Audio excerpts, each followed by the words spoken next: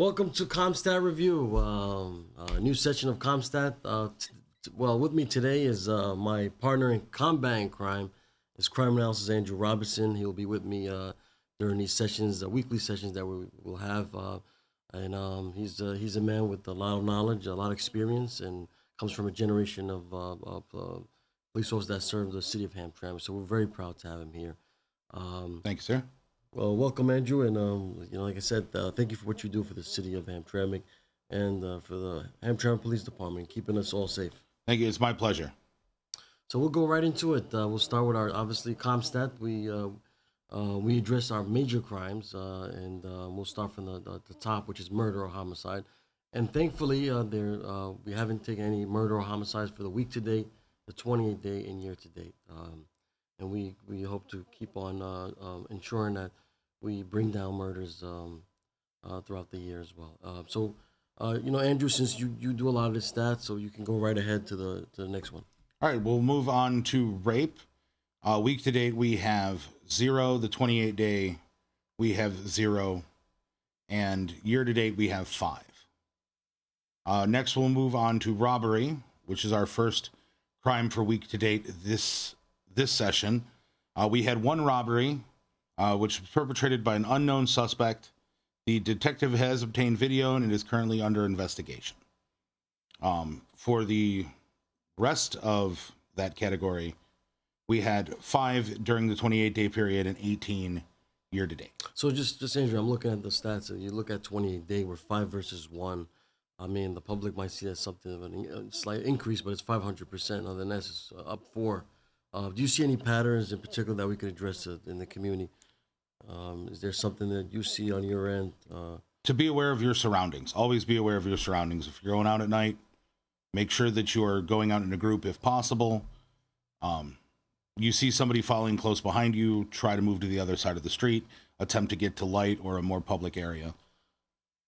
Yeah, and also I know a lot of times we're addressing the week to date. In the future, we'll keep on doing the week to date, and I think as time progresses, we'll have a chance to address individual crime classification. But for this week's purposes, we're going to focus on the week to date.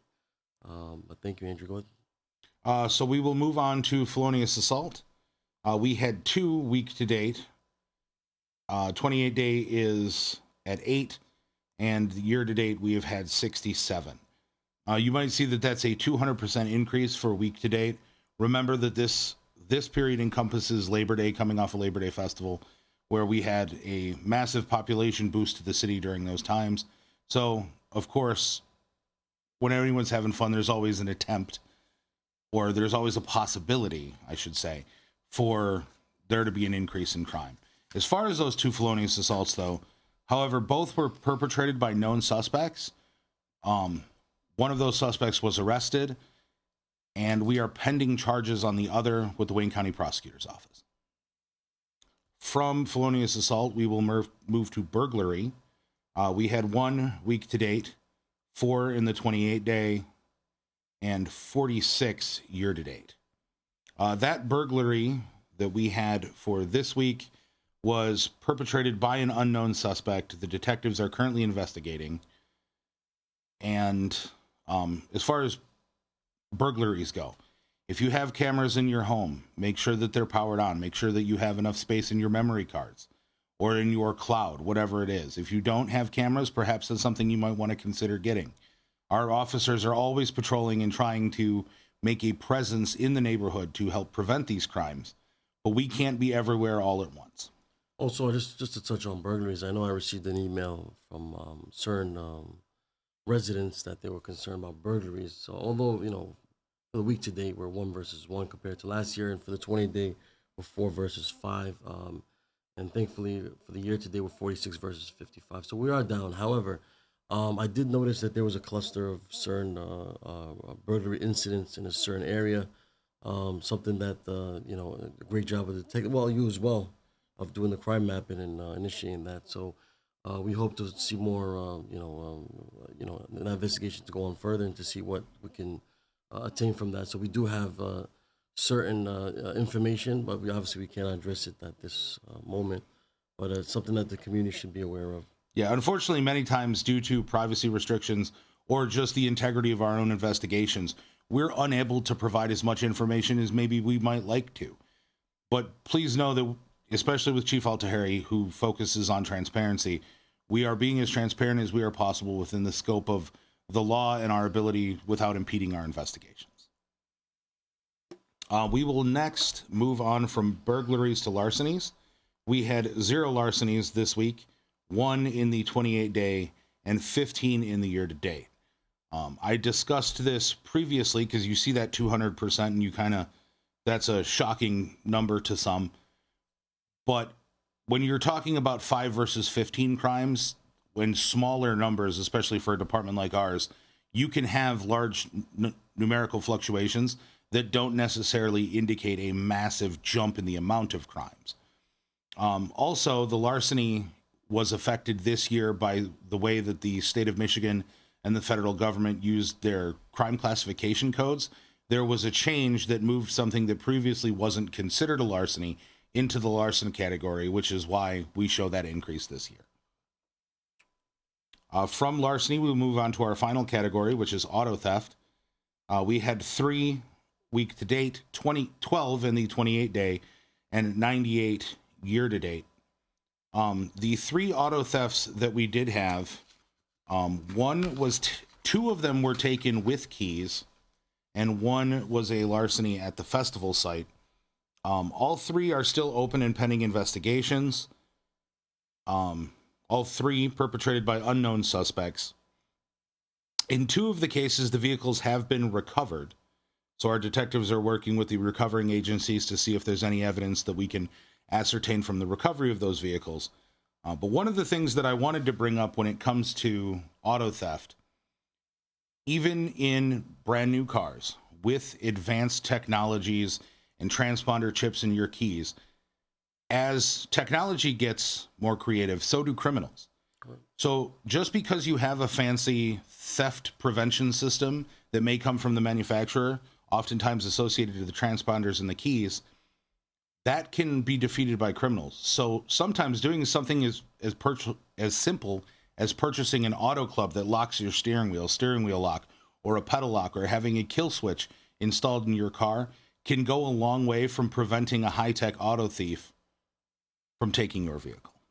Yeah, correct. Auto thefts have been an issue here since I, arrived in the city of Hamtramck. It's been always a major concern.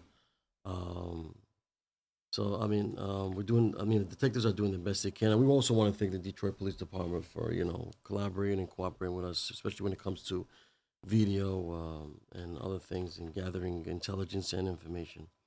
Absolutely. Our detectives are always working with other police agencies. I'm myself working with other police agencies, sharing information so that we can help to not only catch the criminals who have committed a crime, but to help prevent it going forward. But I also would call on the public to remember, and I think that these COMPSTAT sessions that the chief has introduced are a great thing because they'll allow us to be more transparent, and it will also help to prevent that outrage machine that sometimes can form, not just on social media, but anywhere. You see one bad thing, and that's the thing that you focus on, and it becomes this snowballing effect. Whereas if we sit down, we explain the numbers, we explain the things that are happening, that may help you all to temper some of the concerns that the public may have. And also, and we look forward to, if we bring in some of the detectives here, if there's a case in particular that we may need to, maybe elaborate a little more on, something of more concern to the community. So as we go forward, we'll definitely, be more engaging.